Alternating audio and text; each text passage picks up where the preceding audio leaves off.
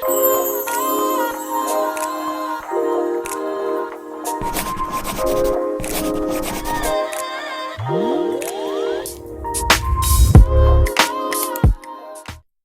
to the final episode of our 10 signs of unhealthy and healthy relationships. I'm so excited that you guys have stuck around for this long. Thank you guys for all the support, all the love, and let's jump right in. So let's talk about betrayal. Betrayal is when someone is disloyal or acts in an intentionally dishonest way. They may act like a different person around other people or share private information about you to others. It also includes lying, purposely leaving you out, being two-faced, or even cheating on you. Some examples of this could be flirting online. While it's obviously fine to chat with friends online, it can be a slippery slope of betrayal if your partner takes flirting with other people and does it behind your back. Even though it may not seem like a big deal at first, if they're flirting with someone on like social media or a dating app with the excuse that they're just chatting and not meeting, that's an emotional betrayal that could magnetize into something a little more serious.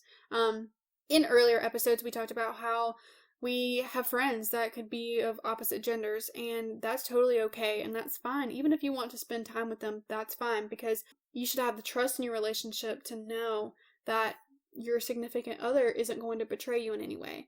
But it can get pretty intense whenever they take those emotions and they take those actions a bit further than they should in terms of flirting or spending time with them behind your back rather than being upfront about it. Another thing is guarding their phone. In a healthy, stable relationship, you shouldn't really have to hide anything from your partner. While it's fine to have some privacy, of course, in a life with friends outside the relationship, that doesn't include secrecy or lying. If your partner has become super protective over their phone, it may be an early warning sign of cheating. Changing people's names in their phone is also another warning sign as well. In my relationship, specifically, this was something that was a huge deal.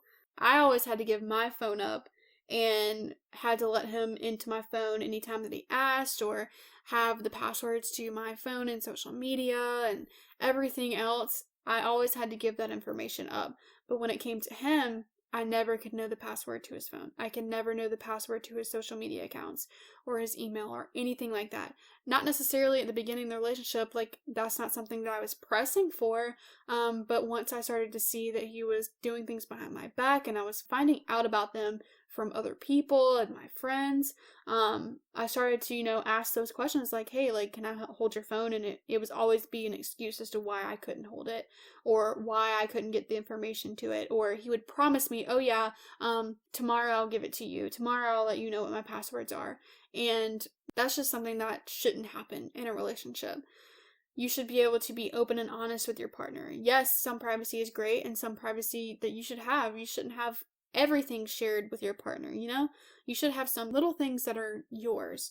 But when it comes to just simply saying, hey, can I hold your phone? I want to look up something really quick. And they won't let you because they're guarding their phone. That's a red flag. That's very, very unhealthy. And it can cause a lot of turmoil in a relationship. Especially when you know that they're doing things behind your back. It's kind of tough whenever you're sitting down together to eat dinner, or if you're sitting down together watching a movie and your partner is constantly picking up their phone, and you just like, well, what is it are they doing? You always have that thought in the back of your mind, like, what are they doing? And that's just not okay in a relationship. You want to be able to feel honest, and you want to be able to trust them and not have to worry about what they're doing on their phone every second of the day because they're hiding something, You want that to be a place where you can openly give each other your phone and not have to worry about that. Just think about that when someone's purposefully guarding their phone or something like that. Yes, they can have their privacy, but at the same time, they shouldn't be trying to guard it and hide everything from you. So just keep that in mind whenever you're going through the wonderful world of dating and relationships.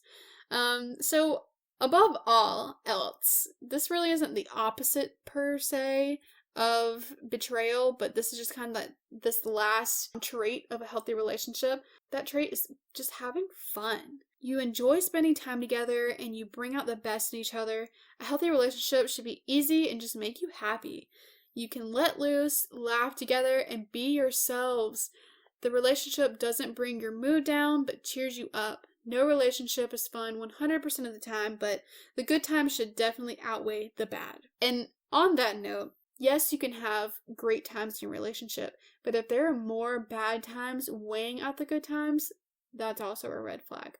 That was a lot of times with my relationship. I would be reminiscing on all the good times that we had, and then when we had bad times, I would just try to think about the good times and overshadow all the things that were going on, which ultimately led me to ignore them, and the problem just kept persisting and getting worse and getting worse. So if you're noticing these unhealthy signs in your relationship, know that you can't just let things slide. I let things slide for 6 years of my life, and for those 6 years, I was miserable. I couldn't go anywhere, I couldn't do anything, I couldn't wear what I wanted to wear, I couldn't spend time with friends, I barely got to see my family. Just know that I don't want anyone who is listening to this to have to go through that or feel that way. I want you to have a relationship that's exciting, it's honest, it's open, it's something that you look forward to every day, and it's something that you can also be independent from, and you get to be your own person and just have someone beside you each and every step of the way to encourage you towards your dreams, encourage you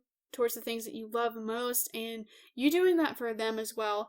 I cannot wait for the day that I get to meet someone who is going to be as passionate about the things that I'm passionate about, and get to just have someone that's encouraging me no matter what. That's something in a relationship that I've never had. So definitely looking forward to those days. One day God is going to bring someone to my life where that's going to be able to happen, and I just have to wait patiently. And if you're in that situation right now, be patient, because there is someone out here in this world for you, and everything's going to work out in the end. So thank you guys for being a part of this little series that I did on the unhealthy signs and healthy signs of relationship. This is something very special to me because I know for so long I didn't know these signs, and I got stuck in a relationship for so long and got so many years taken away from my life dealing with all of this and always being miserable or walking on eggshells, and it's not something that you want to do. So just keep an eye out for all of these signs so that you can keep your relationship in check and have an amazing one. Thank you guys so much, and I cannot wait to be back with you again for our next episode. Until next time, make today a courageous one.